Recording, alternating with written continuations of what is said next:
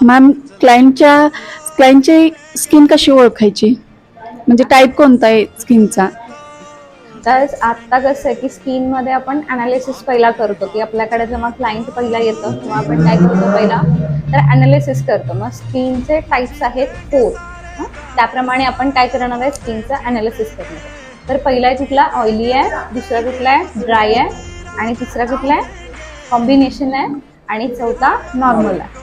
तर ऑइली कसं ओळखायचं, तर ऑइल सिक्रेशन म्हणजे कुठेतरी पिंपल्स असतात, कुठेतरी ॲक्ने म्हणजे पसी पिंपल्स म्हणतो आपण त्यांना, ते असतात, किंवा मग कुठेतरी इरप्शन्स छोटे छोटे असतात, किंवा ऑइल सिक्रेशन तुम्हाला नॅचरली दिसतं की ऑइली स्किन आहे.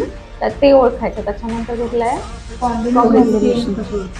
हां, तर कॉम्बिनेशन स्किन कशी ओळखायची, तर कॉम्बिनेशन स्किनमध्ये टी झोन हा कसा असतो आपला, काही काही वेळेला हा टी झोन आहे